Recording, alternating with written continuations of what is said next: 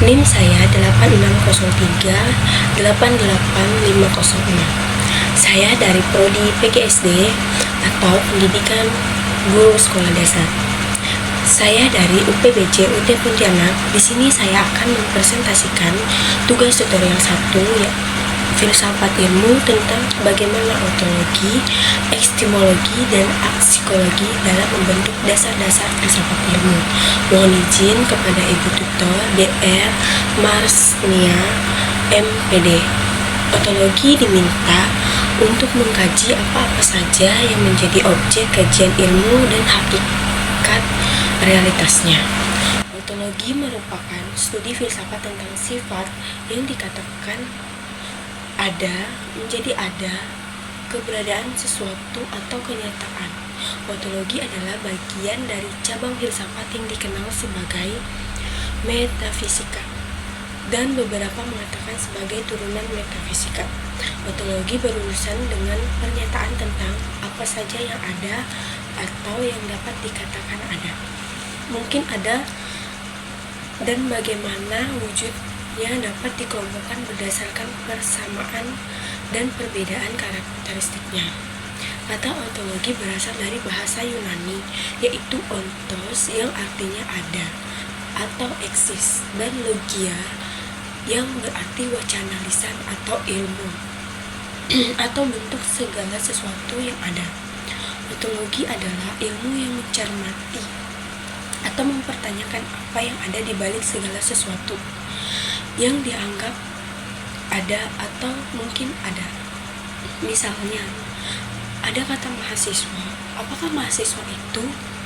Apakah mahasiswa itu ada? Jawaban-jawaban dari pertanyaan-pertanyaan itu nantinya yang menjadi pernyataan ontologi.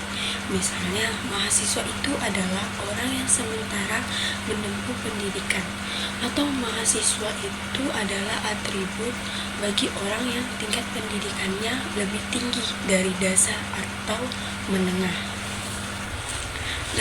Dan dari sini dapat disimpulkan ontologi berperan dalam menuntut kita untuk berpikir lebih serius, mendalam, dan orisinal, asli, dengan tujuan agar kita menemukan hal-hal yang baru yang mungkin ada. Ontologi menduduki jabatan penasihat dalam memberi pertimbangan yang sangat matang terhadap perkembangan ilmu pengetahuan, teknologi, dan seni. Demikian penjelasan tentang ontologi, dan di sini kita akan beralih ke penjelasan tentang epistemologi. Kata epistemologi berasal dari bahasa Yunani, yaitu episteme, yang berarti pengetahuan, dan logos yang berarti ilmu. Jadi, epistemologi adalah ilmu yang khusus mempelajari tentang pengetahuan atau ilmu itu sendiri, khususnya yang berkaitan dengan metode, validitasnya, dan ruang lingkupnya. Di sini mencakup apa yang kita percayai sebagai sebuah kebenaran, bagaimana kita meyakinkannya, dan pembenarannya. Epistemologi adalah penyelidikan tentang apa yang membedakan antara sesuatu keyakinan yang dibenarkan dan suatu pendapat yang dibenarkan. Epistemologi juga merupakan evaluasi keyakinan, tindakan kognitif lainnya. Sederhananya, epistemologi adalah pembelajaran tentang asal-usul pengetahuan, kebenaran pengetahuan, dan bagaimana pengetahuan itu dikatakan benar. Jadi, jika kita mempelajari epistemologi, ilmu berarti kita ingin mengetahui dan memahami asal-usul ilmu, kebenaran yang ilmiah, dan bagaimana kebenaran dikatakan ilmiah. Kita ingin mengetahui proses dan penyusunan pengetahuan ilmiah. Ilmiah berarti berdasarkan metode, langkah-langkah, prosedur, dan tahap. Dan prinsip keilmuan berlaku umum atau universal, mandiri atau otonom, memiliki dasar pembenaran sistematis atau sesuai metodologi objektif.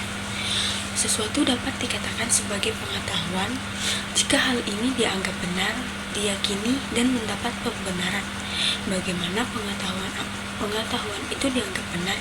Tentu kita harus mengetahui bagaimana pengetahuan itu disusun berdasarkan posisi yang tepat pula.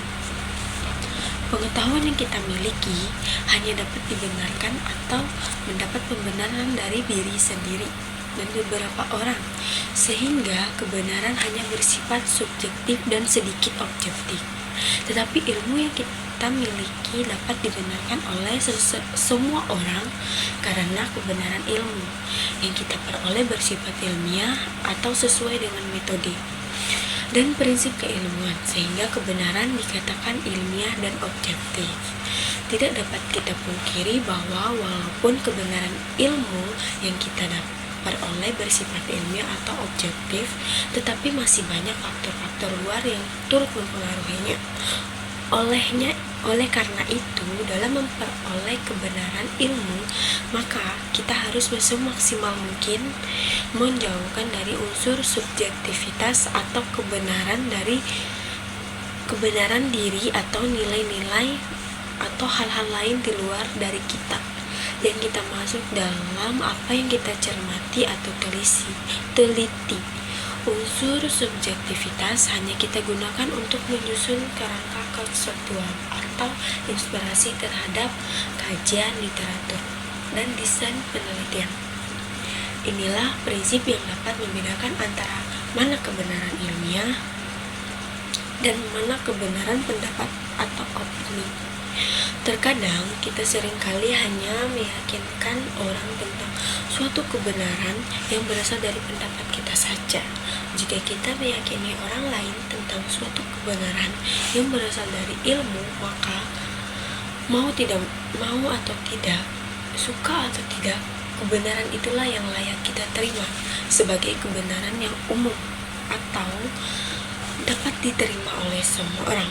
Kekuatan kebenaran yang asalnya dari pendapat kita sendiri masih sangat lemah jika dibandingkan dengan kebenaran ilmiah yang asalnya dari serangkaian metode atau prosedur keilmuan. Inilah juga yang seharusnya membedakan kita sebagai mahasiswa dan orang-orang yang bukan mahasiswa. Mahasiswa sebagai kaum intelektual atau ilmuwan adalah orang yang selalu menyajikan kebenaran berdasarkan kebenaran ilmiah. Itulah sebabnya kita melihat sebuah perangkap antara orang yang mengatakan kebenaran ilmiah dan yang non-ilmiah, atau tampak jelas perbedaannya. Orang yang mengatakan kebenaran ilmiah selalu didukung oleh hasil-hasil riset atau penelitian bersifat fakta-fakta dan data-data, sedangkan orang yang mengatakan kebenaran non-ilmiah hanya didukung oleh fakta saja tanpa data. Betapa bahagianya kita yang adalah kaum intelektual ini. Demikian tentang penjelasan epistemologi, dan sekarang kita akan mempelajari tentang aksiologi. Jika ontologi fokus pada eksistensi atau keberadaan, ilmu atau usaha untuk mengetahui apa di balik sesuatu yang dianggap ada. Epistemologi berfokus pada asal-usul ilmu pengetahuan dan tingkat kebenaran ilmiahnya. Maka aksiologi berfokus pada nilai, yaitu etika dan estetika penerapan ilmu pengetahuan dalam dunia nyata. Aksiologi juga berasal dari bahasa Yunani, yaitu aksia yang berarti nilai dan logia yang berarti wacana lisan atau ilmu. Jika aksiologi adalah studi filosofis tentang nilai ini mengacu pada istilah kolektif untuk estetika dan estetika. Aksiologi juga mengacu pada bidang filsafat yang sangat bergantung pada gagasan nilai, teori nilai, etika, atau estetika. Aksiologi juga diartikan sebagai filsafat praktis yang mempelajari sifat nilai, menurut Smith dan Thomas pada tahun 1998. Estetika mengacu pada prinsip-prinsip moral yang mengatur perilaku seseorang, benar atau salah, baik atau buruk, sedangkan estetika mengacu pada rasa keindahan yang juga bisa dikaitkan dengan seni. Namun demikian, para ahli aksiologi lebih mencermati sebuah nilai secara umum ketimbang nilai-nilai moral. Saat kita mengatakan sebuah kebenaran ilmu, kita pasti dihadapkan dengan realitas bahwa ilmu pengetahuan atau kebenaran ilmu itu perlu kita terapkan dalam kehidupan kita sehari-hari.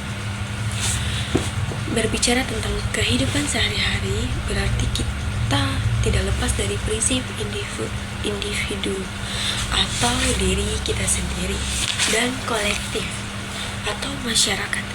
Sekarang mari kita pikirkan tentang sebuah kebenaran ilmu atau sebuah temuan ilmu atau sebuah teknologi hasil riset, lalu kemudian kita pikirkan bagaimana penerapannya, di mana, kapan, apa karakteristik komunitasnya dan sebagainya. Misalnya kejadian tentang uji coba nuklir di Korea Utara. Nuklir merupakan salah satu temuan ilmiah yang konkret dan sangat penting bagi kehidupan manusia. Di sisi lain, di Korea Utara, ketika Korea Utara hendak melakukan uji coba nuklir, maka dunia internasional tentu tidak akan tinggal diam. Sebab hal itu secara etika dianggap sebagai sesuatu yang melanggar nilai tentang benar atau salah dan baik atau buruk.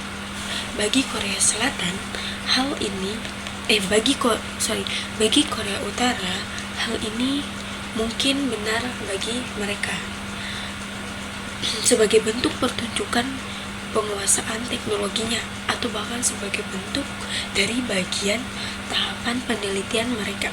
Tetapi di sisi lain, belum tentu baik bagi dunia internasional yang menganggap bahwa apa yang dilakukan oleh Korea Utara dapat berdampak buruk secara global atau menyeluruh di seluruh dunia. Nah, dari penjelasan tentang epistemologi, aksikologi, dan ontologi, keterkaitan ketiganya komponen ini adalah fondasi yang saling membangun. Epistemologi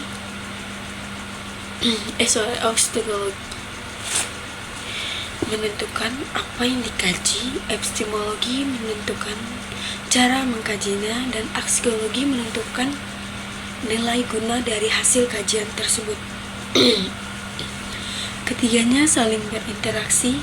Metode ilmu epistemologi dipengaruhi oleh objek kajian ontologi dan penggunaan ilmu aksiologi bergantung pada apa yang diketahui ontologi. Demikian penjelasan dari saya. Mohon maaf jika ada kesalahan kata atau kata-kata yang kurang menyenangkan atau kata-kata yang salah dari penjelasan saya. Demikian presentasi saya. Terima kasih dan saya undur diri.